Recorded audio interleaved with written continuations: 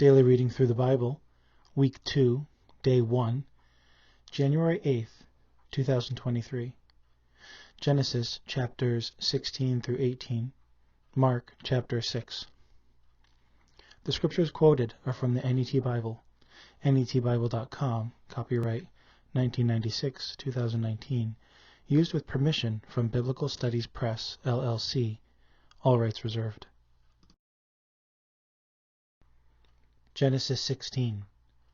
Now Sarai, Abram's wife, had not given birth to any children, but she had an Egyptian servant named Hagar.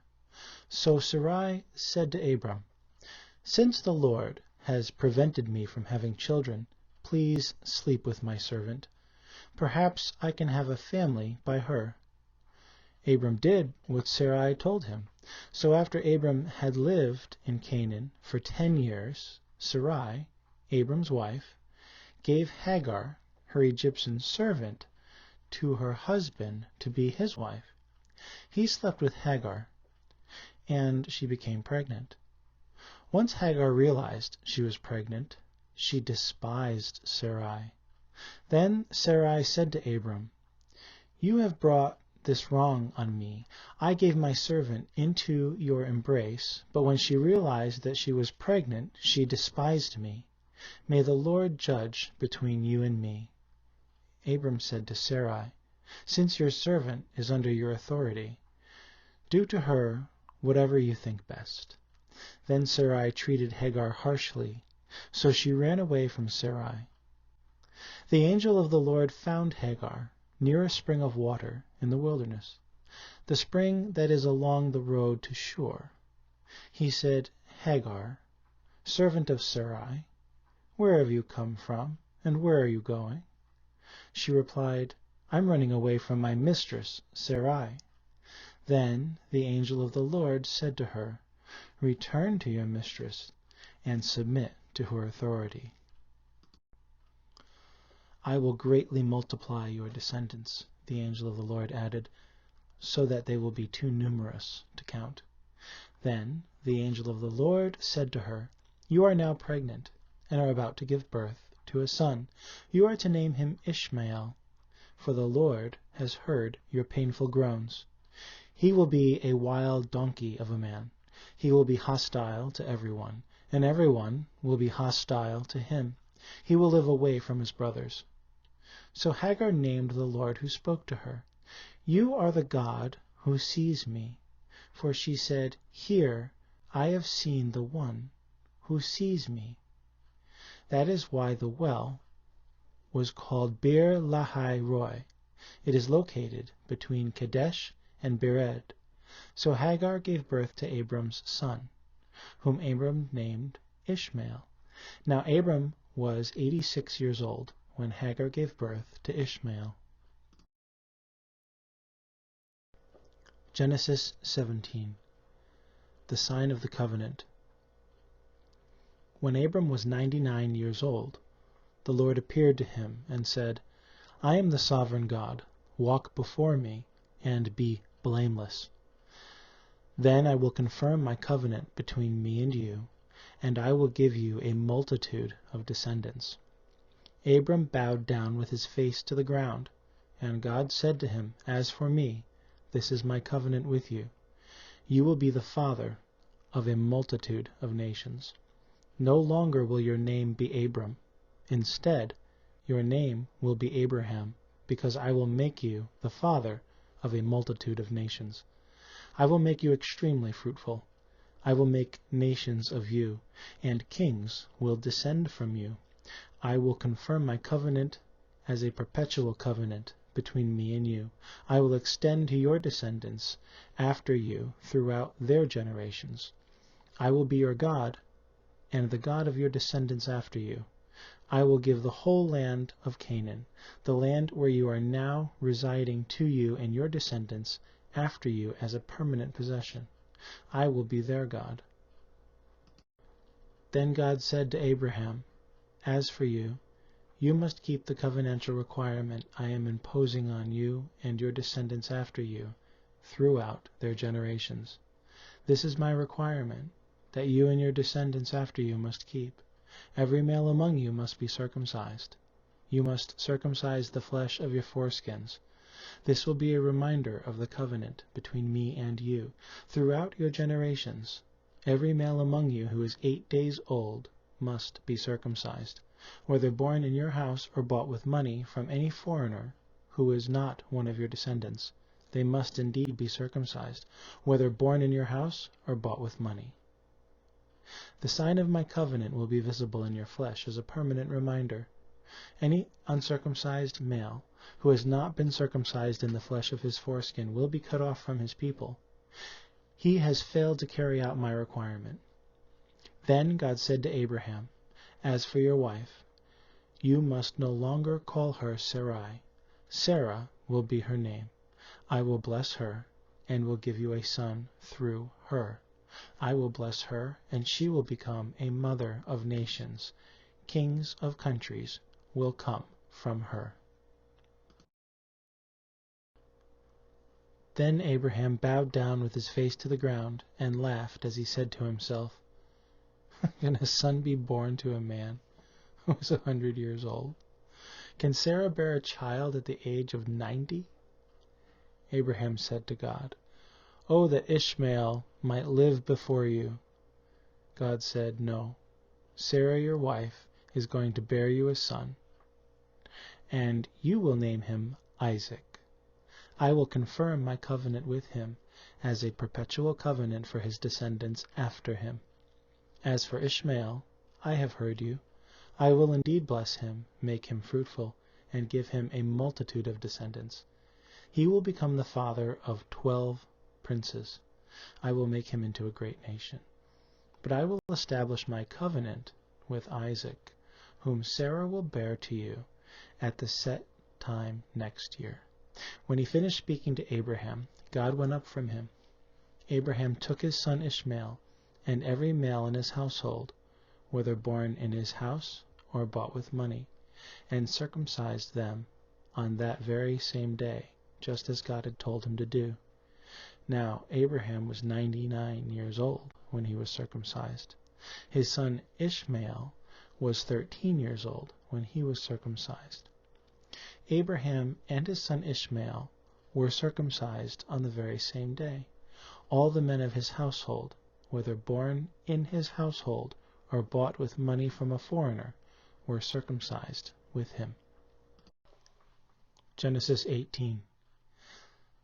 The Lord appeared to Abraham by the oaks of Mamre, while he was sitting at the entrance to his tent during the hottest time of the day. Abraham looked up and saw 3 men standing across from him. When he saw them, he ran from the entrance of the tent to meet them and bowed down to the ground. He said, My Lord, if I have found favor in your sight, do not pass by and leave your servant. Let a little water be brought, so that you may all wash your feet and rest under the tree.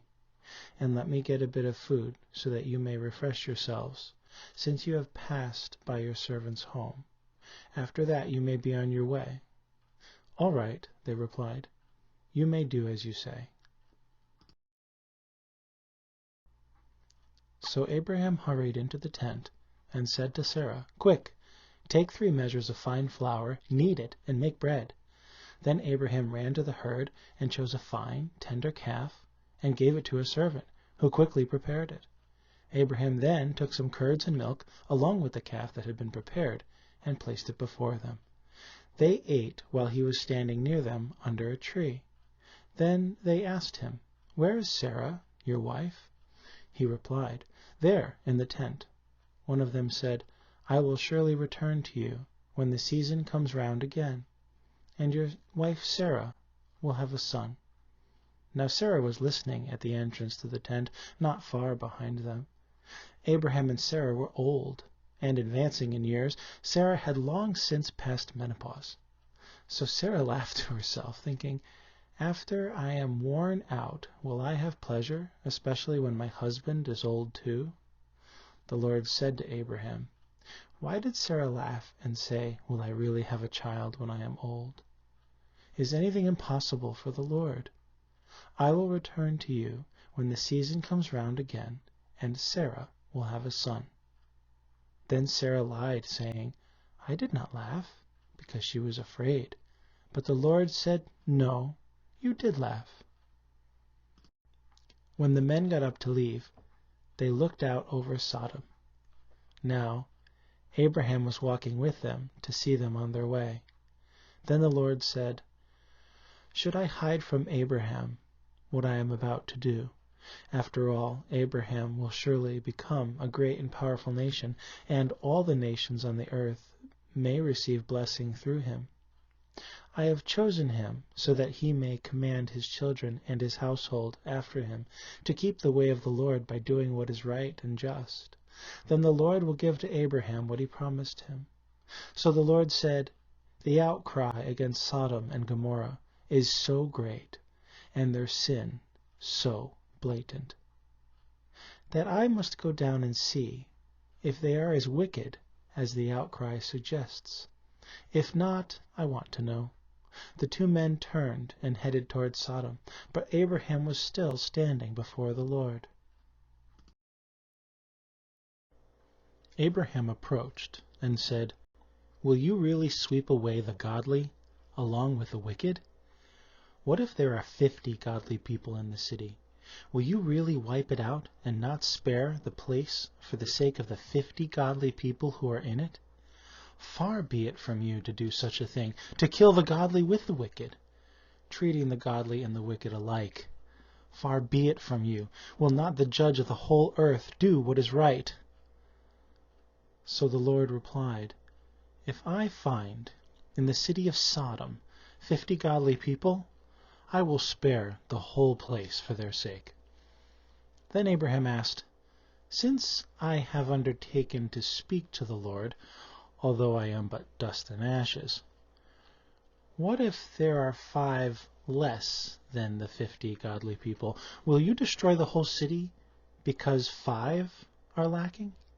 He replied, "I will not destroy it if I find 45 there." Abraham spoke to him again. "What if 40 are found there?" He replied, "I will not do it for the sake of 40. Then Abraham said, "May the Lord not be angry so that I may speak. What if 30 are found there?" He replied, "I will not do it if I find 30 there." Abraham said, "Since I have undertaken to speak to the Lord, what if only 20 are found there?" He replied, "I will not destroy it for the sake of 20. Finally, Abraham said, "May the Lord not be angry so that I may speak just once more. What if 10 are found there?" He replied, "I will not destroy it for the sake of 10. The Lord went on his way when he had finished speaking with Abraham. Then Abraham returned home. Mark 6. Now Jesus left that place and came to his hometown, and his disciples followed him. When the Sabbath came, he began to teach in the synagogue. Many who heard him were astonished, saying, "Where did he get these ideas? And what is this wisdom that has been given to him? What are these miracles that are done through his hands? Isn't this the carpenter, the son of Mary, and brother of James, Joseph, Judas, and Simon? And aren't his sisters here with us?" So they took offense at him. Then Jesus said to them, "A prophet is not without honor except in his hometown and among his relatives and in his own house." He was not able to do a miracle there, except to lay his hands on a few sick people and heal them, and he was amazed because of their unbelief. Then he went around among the villages and taught. Jesus called the 12 and began to send them out 2 by 2. He gave them authority over the unclean spirits. He instructed them to take nothing for the journey, except a staff, no bread, no bag, no money in their belts, and to put on sandals, but not to wear 2 tunics. He said to them, "Wherever you enter a house, stay there until you leave the area. If a place will not welcome you or listen to you, as you go out from there, shake the dust off your feet as a testimony against them." So they went out and preached all should repent. They cast out many demons and anointed many sick people with olive oil and healed them. Now Herod heard this, for Jesus' name had become known. Some were saying, "John the Baptizer has been raised from the dead, and because of this, miraculous powers are at work in him." Others said, "He is Elijah." Others said, "He is a prophet, like one of the prophets from the past." But when Herod heard this, he said, "John, whom I beheaded, has been raised." For Herod himself had sent men, arrested John, and bound him in prison, on account of Herodias, his brother Philip's wife, because Herod had married her. For John had repeatedly told Herod, "It is not lawful for you to have your brother's wife." So Herodias nursed a grudge against him and wanted to kill him, but she could not, because Herod stood in awe of John and protected him, since he knew that John was a righteous and holy man. When Herod heard him, he was thoroughly baffled, and yet he liked to listen to John. But a suitable day came, when Herod gave a banquet on his birthday for his court officials, military commanders, and leaders of Galilee. When his daughter Herodias came in and danced, she pleased Herod and his dinner guests. The king said to the girl, "Ask me for whatever you want, and I will give it to you." He swore to her, "Whatever you ask, I will give you, up to half my kingdom." So she went out and said to her mother, "What should I ask for?" Her mother said, "The head of John the Baptizer." Immediately she hurried back to the king and made her request, "I want the head of John the Baptist on a platter immediately." Although it grieved the king deeply, he did not want to reject her request because of his oath and his guests. So the king sent an executioner at once to bring John's head, and he went and beheaded John in prison. He brought his head on a platter and gave it to the girl, and the girl gave it to her mother. When John's disciples heard this, they came and took his body and placed it in a tomb. Then the apostles gathered around Jesus and told him everything they had done and taught. He said to them, "Come with me privately to an isolated place and rest a while." For many were coming and going, and there was no time to eat. So they went away by themselves in a boat to some remote place. But many saw them leaving and recognized them, and they hurried on foot from all the towns and arrived there ahead of them. As Jesus came ashore, he saw the large crowd and had compassion on them, because they were like sheep without a shepherd. So he taught them many things. When it was already late, his disciples came to him and said, "This is an isolated place, and it is already very late.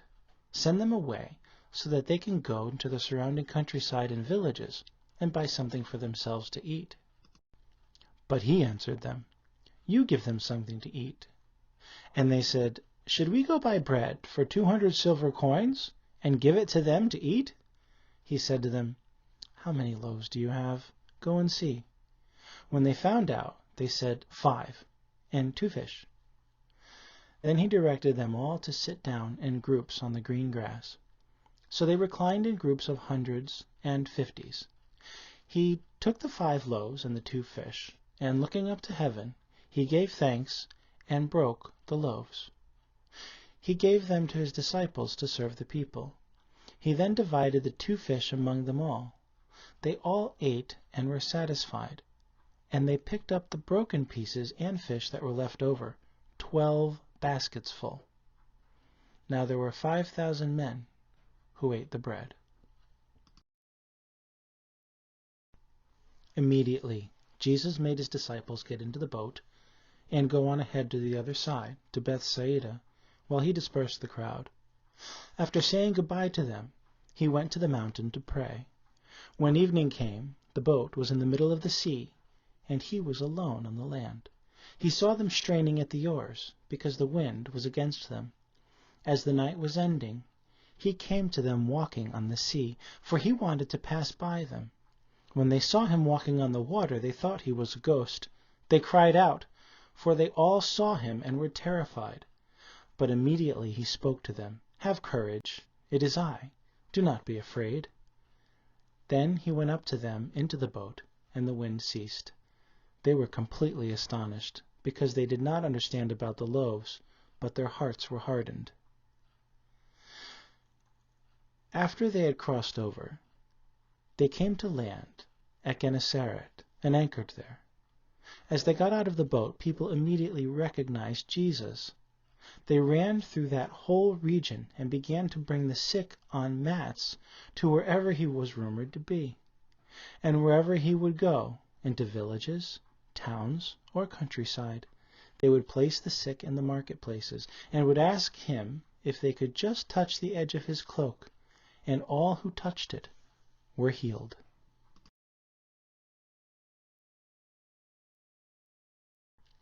The next daily reading through the Bible, Week 2, Day 2, January 9th, 2023. Genesis chapters 19 through 20. Psalm 1.